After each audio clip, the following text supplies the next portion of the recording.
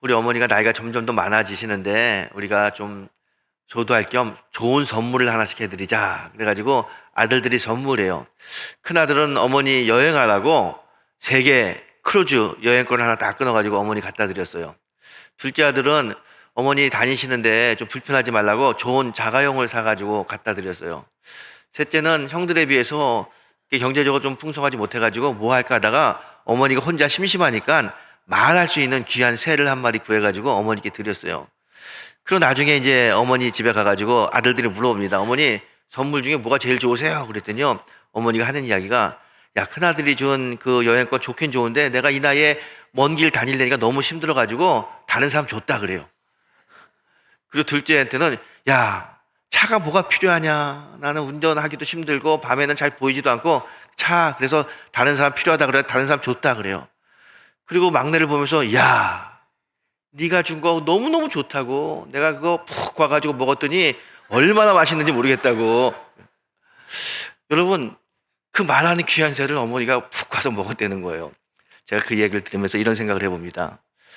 아, 선물을 받았을 때 선물을 주는 사람의 의도가 있잖아요. 이게 어떻게 사용되고 어떤 뜻으로 선물을 주는데 그걸 잘 모르면 정말 엉뚱하게 그 선물을 가지고 엉뚱한 짓을 하는 것을 보게 됩니다.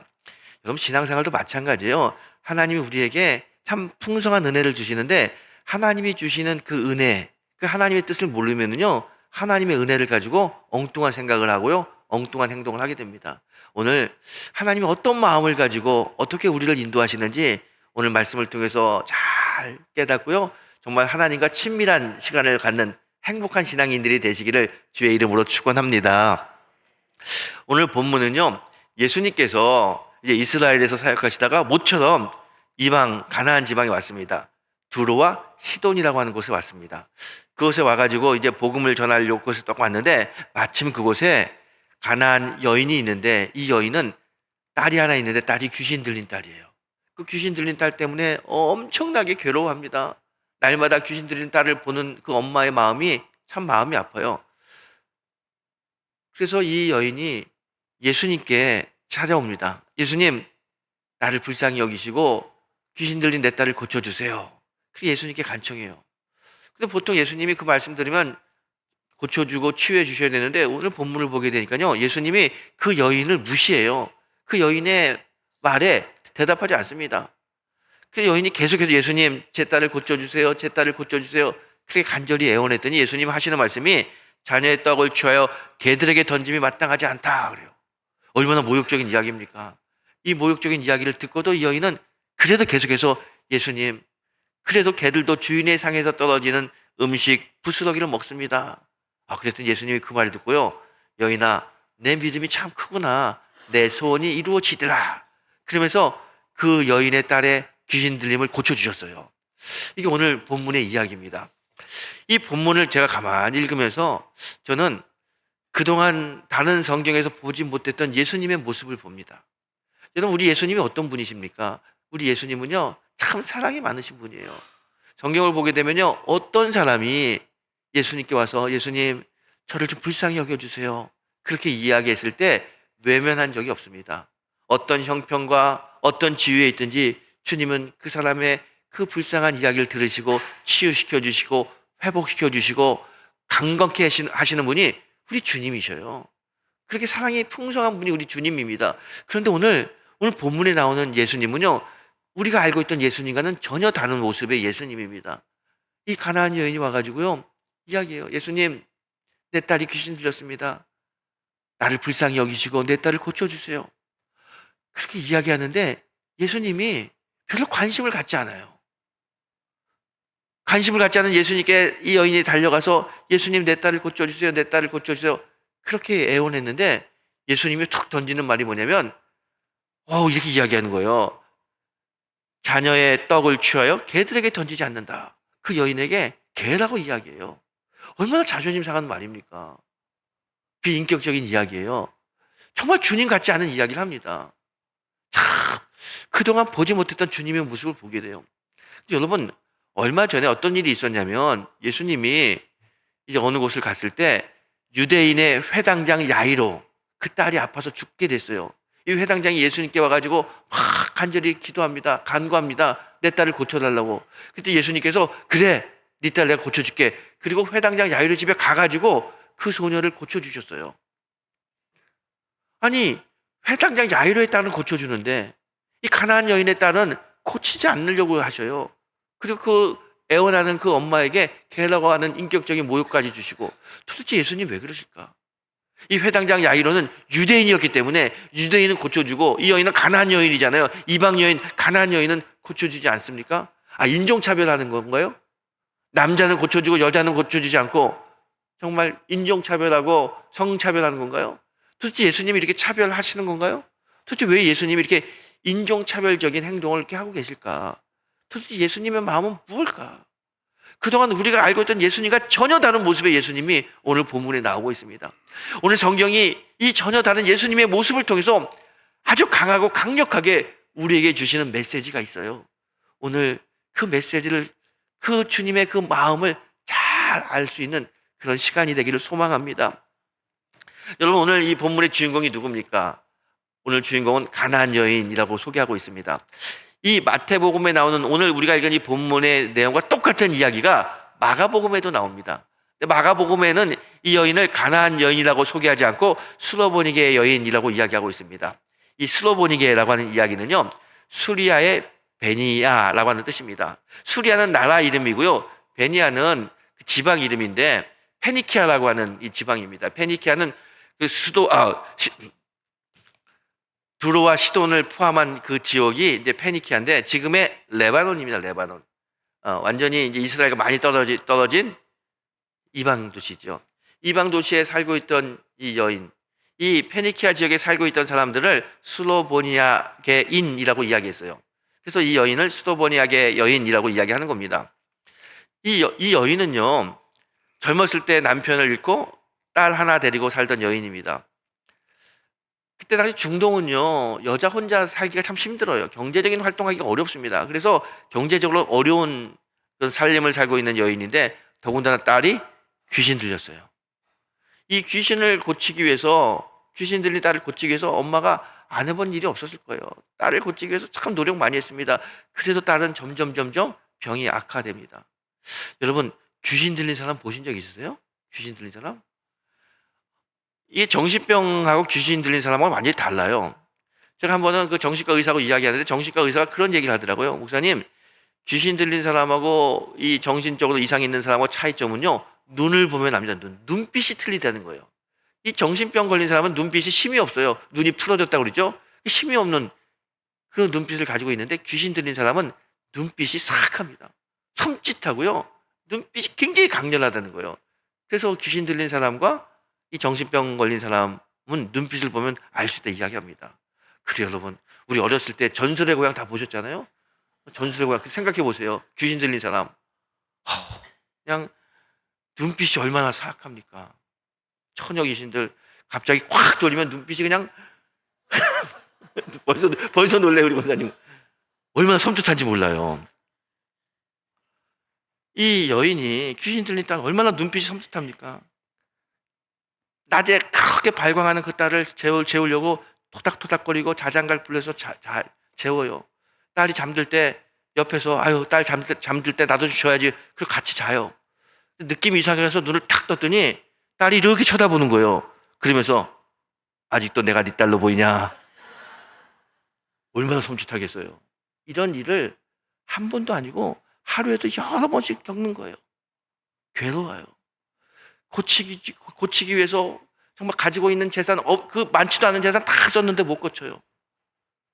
그리고 마음적으로도 그 발광하는 딸, 이상한 눈빛을 발산하는 그 딸을 볼 때마다 마음이 얼마나 괴로운지 몰라요. 그러다 보니까 내가 정말 저주받은 삶을 사는구나, 내가 저주받았구나, 영적으로도 굉장히 지쳐있고 힘들어합니다. 이 여인은요, 육체적으로나 마음적으로나 영적으로나 너무너무 지쳐있고 너무너무 힘든 삶을 살고 있는 여인입니다. 소망이 없어요. 그 귀신 들린 딸을 볼 때마다 정말 가슴이 무너져요.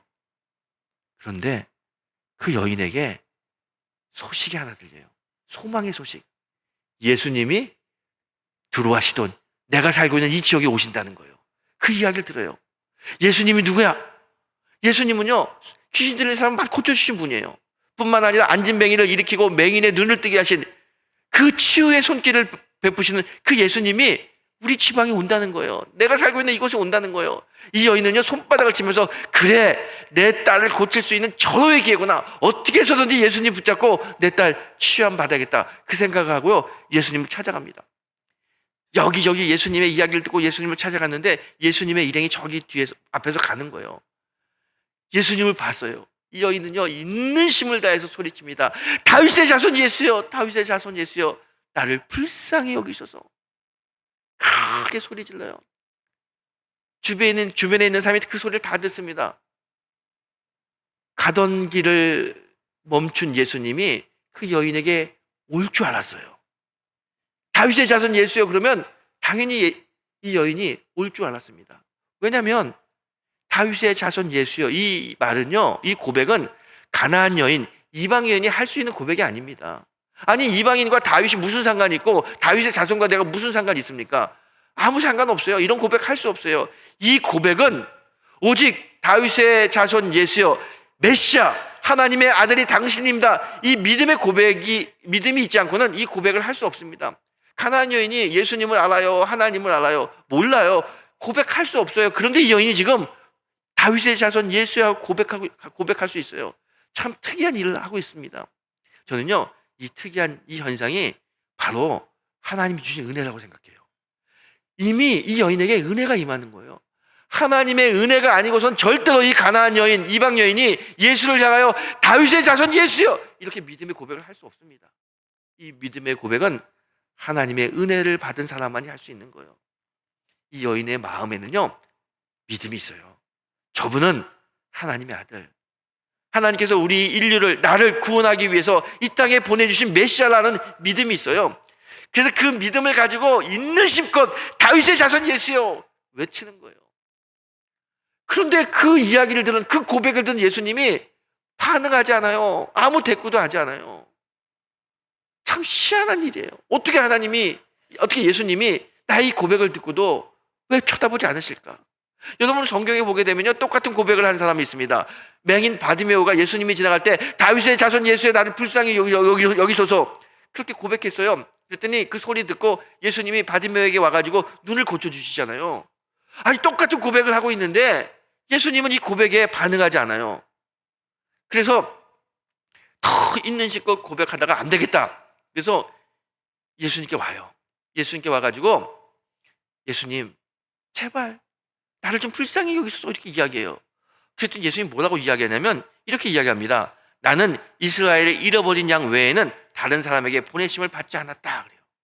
이게 무슨 말이냐면요, 여러분이 이제 새 가족이야. 정말 아주 교회를 안 다니는데 처음 교회 왔어요. 인생에 문제가 있어가지고 은혜 받고 싶어서 왔어요. 그래서 예배를 다 드린 다음에 내려갔는데 담임 목사님한테 와가지고, 목사님 저 은혜가 필요해, 은혜 받고 싶어서 왔어요. 그랬더니 목사님 뭐라고 이야기하냐면, 나는 우리 교회 등록하지 않은 사람에게는 관심이 없습니다. 그리고 싹 들어가는 거예요. 이게 똑같은 말이에요 지금. 여러분이 은혜 받으러 왔는데 목사가 나는 등록하지 않은 사람에게는 관심이 없습니다. 그러면 여러분 어떻게 했어요? 얼마나 실망하고, 뭐 이런 목사가 있어? 다 그럴 거예요.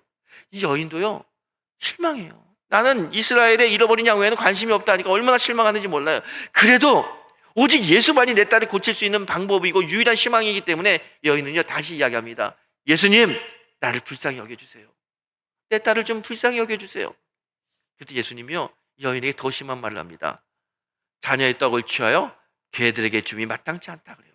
이 여인에게 개라고 이야기해요. 개. 얼마나 자존심 상하는 말입니까? 여러분, 우리나라도 그렇고요, 이스라엘도 그렇고 중동도 그렇고요, 개라고 하는 표현은 똑같은 의미가 있습니다. 아주 사람을 비하하고 모욕하는 단어예요. 물론 우리나라는요, 개라는 단어보다 강아지라고 하는 좋은 단어가 있죠. 이게 할머니 할아버지들이 그 손자 보면은 아유 우리 강아지 그러잖아요. 이건 친근함의 표현이죠. 여러분이 손자 손녀에게 아유 우리 개 그러진 않잖아요. 이상하죠. 우리 개는, 강아지와 개는 완전히 개념이 다릅니다. 달라요. 개는 사람을 비하하는 단어입니다. 오늘 예수님이 그 여인에게 개라고 하는 단어를 써요. 자녀의 밥을 뺏어서 개들에게 던짐이 합당치 않다. 이 여인은요, 이 이야기를 듣는 순간 자존심이 얼마나 무너지는지 몰라요. 내가 비록 이방인이고 혼자 과부로 살고 가진 것은 없지만 그래도 하나님의 아들이라고 하는 그분이 어떻게 나에게 개라고 하는 표현을 쓸까? 얼마나 자존심이 상하는지 몰라요. 정말 화가 나가지고요. 내 딸이고 뭐고 다 상관없이 그냥 당신이 메시아야 삿대질하고 싶고요. 당장 달려들어서 한번 한 소리 하고 싶어요. 그런데 이 여인은요. 개라고 하는 단어보다 더 중요한 게 있어요. 그것은 뭐냐면 내 딸을 고쳐야겠다고 하는 생각이 있어요. 자존심이 무너지고 정말 마음이 갈기갈기 찢어지지만 그래도 주님께 주님 맞습니다. 하지만 개들도 자녀의 상에서 떨어지는 음식의 부스러기를 먹고 삽니다. 주님이 저에게 개라고 이야기하는데 그 개들도 주인의 그 부스러기 같은 은혜가 필요합니다. 그렇게 이야기하는 거예요. 이 이야기를 들은 예수님이 어떻게 대답합니까? 여인아, 내 믿음이 크도다. 소원대로 되리라 그래요. 여러분, 예수님이요 참 좋으신 분인데 칭찬에 참 인색한 분이에요. 예수님이 믿음이 좋다고 이야기하는 사람이 딱 두 사람 있습니다. 오늘 이 본문에 나오는 이 여인과 백부장. 나머지는 믿음이 좋다는 이야기 잘 안 하셨어요. 오늘 이 여인에게 예수님이요, 여인아, 내 믿음이 크도다. 소원이 이루어지더라. 정말 예수님이요, 이 여인의 마음이, 그 여인의 행동이 너무 마음에 들어서 크게 칭찬하는 겁니다. 예수님의 은혜가, 하나님의 은혜가 이 여인에게 임하는 거예요. 저는 이 본문을 보면서 깨닫는 게 하나 있어요. 여러분, 하나님의 은혜가 다 필요합니다. 우리 다 은혜가 필요해요. 근데 하나님의 은혜는 내 자아가 깨질 때, 자존심을 내려놓을 때 하나님의 은혜가 임합니다.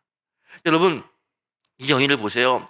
사람들 앞에서 개라고 하는 정말 자존심 상하는 말을 들었습니다. 그래도 이 여인은 옳습니다. 그래도 개들도 상 아래 떨어지는 음식의 부스러기를 먹고 삽니다. 그렇게 이야기해요. 자존심 다 내려놓은 거야. 자신의 자아를 다 내려놓고 오직 주님만이 내 삶을, 내 딸을 고칠 수 있습니다. 고백하는 겁니다. 여러분, 언제 은혜가 임하느냐? 내 자아가 깨지고 내 자존심을 예수님 앞에 완전히 내려놓을 때, 그때 하늘 문이 열리고 하나님의 은혜가 임합니다. 여러분, 자존심을 내려놓고 자아가 깨져야 하나님의 은혜가 임하는 거예요. 오늘 이 여인 보십시오. 개들도 자녀의 상에서 떨어지는 음식의 부스러기를 먹고 삽니다. 그렇게 예수님께 고백했을 때 예수님이 야 여인아 내 믿음이 크도다. 예수님이요 그 여인을 시험하잖아요. 인격적으로 인간적으로 아주 안 좋은 단어를 쓰면서 자존심을 뭉그러뜨리는데 그 자존심 세우지 않고 그 자존심 내려놓고 주님께 매달리는 이 여인을 보면서 내 믿음이 크도다 그래요. 그리고 그때부터 이 여인 집에 있는 이 귀신 들린 딸이 고침을 받아요. 이 여인이 집에 갔더니요 그 귀신 들린 딸이 고침받은 거예요. 그 사악한 눈빛이 온화한 눈빛으로 사랑의 눈빛으로 변하고요. 엄마가 왔더니 엄마 그리고 껴안기는 거예요. 얼마나 감동적이고 얼마나 감사합니까? 이제 이 딸 때문에 이 딸을 고치기 위해서 이리저리 뛰어다니지도 않아요. 밤마다 울면서 눈물 흘리지 않아도 돼요. 예수님이 완전하게 이 여인의 그 소원을 들어주시고요 치유해 주신 겁니다. 할렐루야죠. 자신의 자존심을 내려놓고 주님을 구했더니, 은혜를 구했더니 주님이 은혜를 주셨어요. 여러분, 제가 목사가 돼서 목회를 해보니까요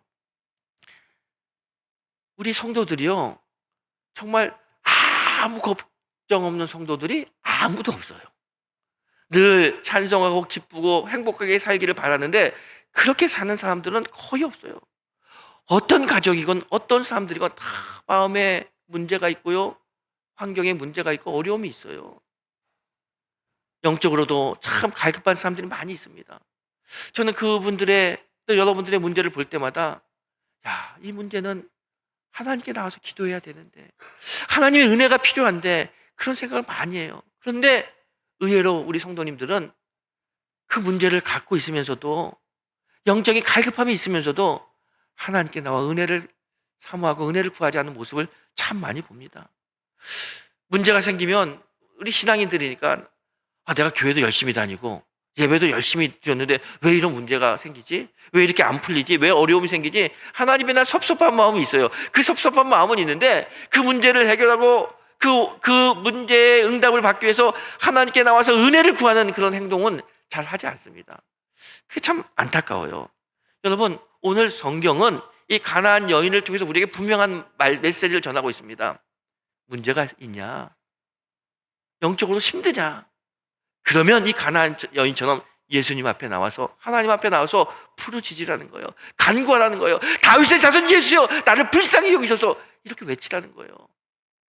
비록 예수님이 듣는 것 같지 않고 예수님이 내 기도에 응답하지 않는 것 같은 느낌이 든다 할지라도 절대로 포기하지 않고 예수님께 구하라는 거예요. 때로는 예수님께 구할 때, 때로는 응답이 없을 때 실망하기도 하고 또 자존심이 상한 적도 있어요. 그런데 오늘 성경은 그렇게 이야기합니다. 하나님의 은혜를 구할 때 자존심을 내세우지 말라는 거예요. 자존심을 내세우지 말고 주님을 구하면 주께서 은혜를 주시는 겁니다. 여러분, 이 가나안 여인, 예수님에게 계란 이야기를 들어요. 얼마나 자존심 상합니까? 그런데 그 자존심 다 내려놓고 오직 주만을 구했습니다. 예수님만이 삶의 유일한 소망이고 내 딸을 고칠 수 있는 유일한 분이 예수님이기 때문에 자존심 내려놓고 예수님 구했어요. 그래서 치유함 받지 않습니까? 여러분, 구약 성경에 보게 되면요, 아람 장군 나아만의 이야기가 있습니다. 아람이라고 하는 큰 나라입니다. 나아만 장군은 왕 다음에 정치적으로 2인자예요. 큰 세력을 가지고 있는 사람입니다. 이 사람이 문둥병이 걸렸어요. 약이 없어요. 고칠 수가 없어요. 그래서 이스라엘의 선지자 엘리사를 찾아옵니다. 엘리사를 찾아올 때 나아만 장군이 이 아람의 2인자가 왔으니까 엘리사가 와가지고 자기에게 안수해주고 그렇게 치유시켜 줄 거라고 생각했어요. 근데 엘리사 집에 딱 왔는데요, 엘리사 나오지도 않고 엘리사의 종이 나와가지고 뭐라고 이야기하냐면 요단강에 가서 몸을 씻으세요. 그리고 확 들어가 버립니다. 아니, 그래도 내가 옆에 나라의 큰 나라의 2인자인데 아니 엘리사가 와가지고 나를 배웅하고 어디가 아픕니까? 언제부터 이거 문둥병이 났습니까? 물어봐야 되는데 말 한마디 않고 코끝 하나 보이지도 않고 그것도 밑에 있는 종 시켜가지고 요단강에 가서 씻으세요. 그리고 들어가 버려요. 얼마나 자존심이 상해요. 있을 수 없는 일이에요. 나아만이 자존심이 상해가지고 그리고 쌩 돌아갔다면요, 절대로 그는 치유함받지 못했습니다. 그 나병 치유함받지 못했을 거예요. 하지만 나아만은 겸손하게 자존심 내려놓고 요단강에 갑니다. 그리고 그 요단강에서 몸을 씻었더니 그 나병이 다 치유함받는 놀라운 치유의 역사를 경험하게 됩니다. 자존심을 내려놓고 말씀을 붙잡고 순종했더니 그런 놀라운 치유가 임한 거예요. 여러분, 자존심을 내려놔야, 자아를 내려놔야 하나님의 은혜를 받을 수 있습니다. 저는 교회 다니면서도요, 자존심이 강한 사람들 많이 봅니다. 아마 여러분도 그렇고 저도 그렇고요. 자존심 다 있죠. 그런데 이 자존심 내려놔야 됩니다. 여러분, 한 번은요, 교회 열심히 다니는 학생이 갑자기 대학 진학을 하면서 교회를 안 나오는 거예요. 제가 왜 안 나올까? 우연히 걔를 만났어요. 너 왜 교회 안 나오냐? 그렇게 학생부터 열심히였는데, 그랬더니 이 친구가 뭐라고 이야기하냐면, 아휴, 아버지가 교회 오지 말라고 그래요. 그 교회 권사님이거든요. 왜? 그랬더니요, 제가 지방대 갔거든요. 창피하다고 오지 말라는 거예요. 아버지도 서울대, 엄마도 서울대, 자기 누나도 서울대, 자기만 공부가 안 돼가지고 지방대 갔는데, 창피하다고 오지 말라 그랬다는 거예요. 여러분, 자녀 자랑하려고 교회 다니나요? 여러분, 우리 학생들도요, 고3 약간 열심히 하다가 입시에 실패하고 좀 별로 원하는 대학에 못 가면요, 창피해가지고 교회 안 나오는 학생들 많이 있어요. 사업 열심히 잘하다가요, 사업 실패하면은요, 교회 안 나옵니다. 자존심 상해서 못 나가겠다고 그래요. 여러분, 사람이 살다 보면요, 병에 걸려요. 병에 안 걸린 사람 아무도 없습니다. 문제를 만나요. 문제를 안 만나는 사람 아무도 없습니다. 문제를 안 만나는 게 중요한 것이 아니라 문제를 만났을 때 어떻게 문제를 해결하고 극복하냐, 이게 중요한 거예요. 병에 걸릴 수 있죠.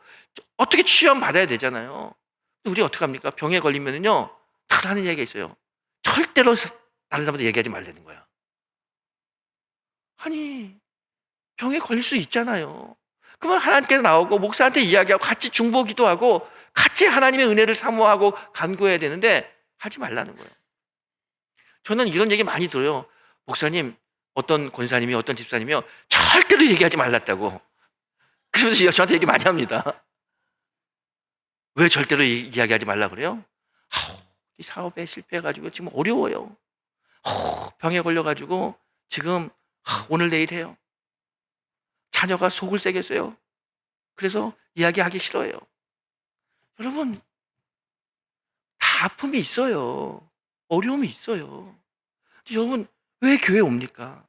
자식 자랑하고 사업 자랑하고 내가 이만큼 잘 됐다 이거 자랑하려고 교회 오시나요? 그렇다면 그 사람은 어리석은 신앙인입니다. 문제를 가지고 예배에 와서 주님께 주님 지금 내 삶은 주님께서 주시는 은혜가 아니면은 살 수가 없습니다. 이 문제 앞에서 주님이 주신 부스러기 같은 은혜가 아니고서는 도저히 이 문제를 해결할 수 없습니다. 주님께 간구하고 주님의 은혜를 구하기 위해서 예배당에 오고 예배드리고 하나님의 자녀가 되는 거예요. 여러분, 자존심을 내세우면 하나님의 은혜를 받을 수 없습니다. 오늘 이 여인 보세요. 개라고 하는 얼마나 인격적인 모욕을 당합니까? 그래도 이 여인이 하는 이야기를 들어보세요. 맞습니다, 주님. 저는 정말 개처럼 이방인입니다. 하나님도 몰랐고요. 저는 우상을 섬겼던 그런 개 같은 삶을 살았던 사람입니다. 하지만 지금 나에게는 예수님의 은혜가 필요합니다. 그냥 유대인처럼 야이로처럼 집에 가가지고 그 야이로의 딸에 손을 얹어서 안수해주는 그런 거 바라지도 않습니다. 다른 유대인 장님에게 예수님 침 뱉다가 진흙을 개가지고 눈에 발라주고 기도해 주셨죠. 저 그런 거 바라지도 않습니다.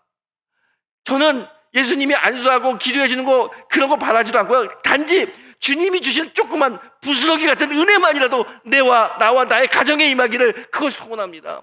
그 부스러기 은혜만이라도 저에게는 너무너무 큰 힘이 됩니다. 그게 필요합니다, 주님. 여인이 그렇게 이야기하는 거예요. 자신의 모든 자존심을 내려놓고 예수님께 부스러기 은혜를 구했을 때 우리 주님은요, 사랑이 많으신 분이에요. 그 주님이 그 간구를 외면하지 않습니다. 여인아, 내 믿음이 크구나. 내 소원이 이루어지리라. 주님의 말씀이에요.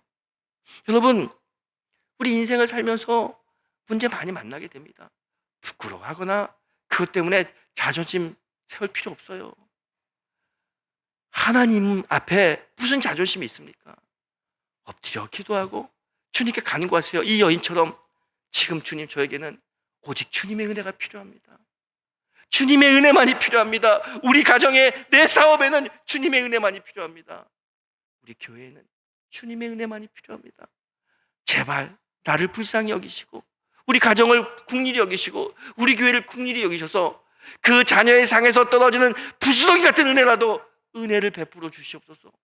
이렇게 주님께 믿음으로 나갈 때 우리 주님께서 우리의 믿음을 보시고 야, 너 믿음이 참 좋구나.